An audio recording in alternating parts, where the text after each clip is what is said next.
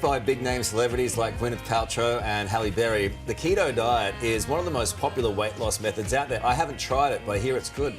But it's not without its critics. New research now suggesting the low-carb, high-fat diet could be doing more harm than good. I'm glad I didn't try it. And for more on this, we are joined by obesity researcher Dr. Nick Fuller. Nick, good morning to you. For those who don't know, just explain what the keto diet promises. Well, the keto diet is based on the premise that when we eat high-fat foods and a low-carb diet, we start, using more ketones as our primary fuel source, and it's supposed to suppress our appetite, consequently lowering our food intake and resulting in us weighing less. So what effects does it have? Is there any validity to it? Well, a great study has just come out of the United States. This is by a leading expert, a leading scientist, and he basically put people on a very, high carbohydrate, 75% carbs, or the ketone diet, which is around 10% carbs. And the surprising result was that those that were following the high carb diet, the 75% carb, they're the ones that actually had the reduction in food intake. And it was by a whopping 700 calories per day. Now, this equates to about 8 slices of bread.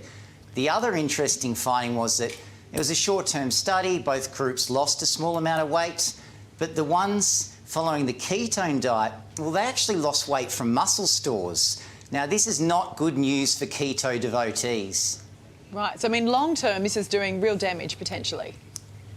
Definitely. I guess there's two main things that we need to be considering here. Is one that's, the whole grain carbs, the foods that we're cutting out with the keto diet, well, they're the very foods that are going to prevent lifestyle disease, the type 2 diabetes, heart disease, but also cancer.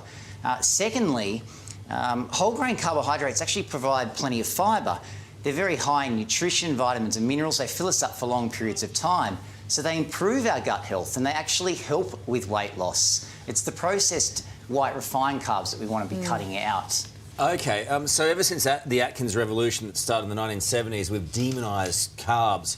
But you say they're not necessarily altogether the enemy, which is truly, truly music to my ears.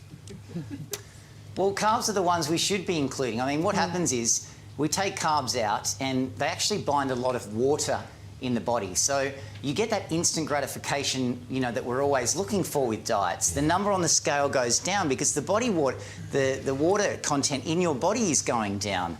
But as I just mentioned, these are the very foods that fill us up for long periods of time. They're the ones we should be including more of.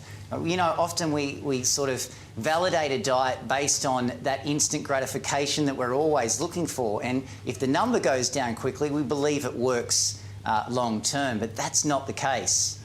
All right, so Doctor, I mean, we're all sitting at home a lot more now. Brooke and I often discuss how much chocolate we're now consuming. So, I mean, I think a lot of people are sort of putting on a couple of extra kgs. What are some of the changes that we can make to ensure that we maintain a healthy weight and with a balanced diet?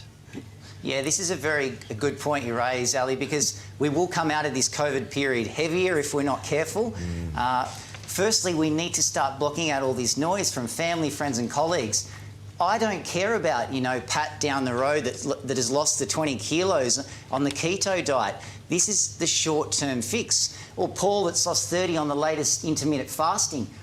When we follow these people up down the track, they will have put the weight back on and they will have ended up heavier than before they started.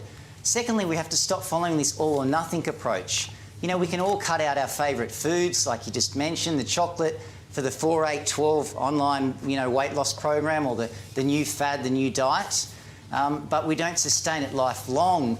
We end up coming back, all those cravings come back with a vengeance, and we have many more of those foods, and we overindulge.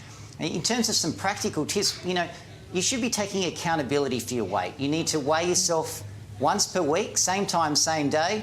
No more. The day-to-day fluctuations mean nothing.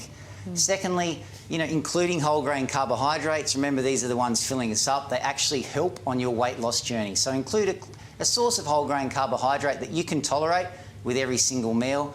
And then lastly, those processed foods, the white refined, yes, they're the ones that we have to reduce.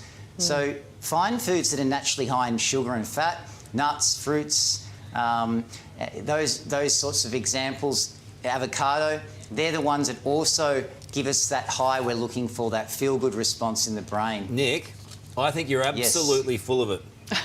I tell you what, I'm going to put you to the test. So I reckon I need to lose. I reckon 10 kilos. If I follow your instructions by the letter of the law for a period of how long will it take me to lose 10 kilos? We're going to get you to lose the 10, Karl, with interval weight loss, but we're going to do this properly so that I don't talk to you in 5 years' time and you've stacked that weight back on. Okay? So in 2 days? Lose it properly. No, not in 2 days. I will work with you. We will follow the science behind it so that you don't regain that weight. And can we have all of our viewers who want to participate in this as well out of this come along for the ride? Absolutely. Okay, let's do it. There you go. Done. It's time. You need to be the role model that our population needs, Karl. So let's do this properly. Said no one ever. Oh my goodness, we are in so much trouble. How good though? We don't want to see more of those photos on social media where you're about 30 kilos heavier. We want to see you lighter. I was very proud of that. You've got to be a role model for your dad. No, I agree with that. I'm committing to this with you, and whoever wants to come along for a ride at home can come with us as well. That'd be good.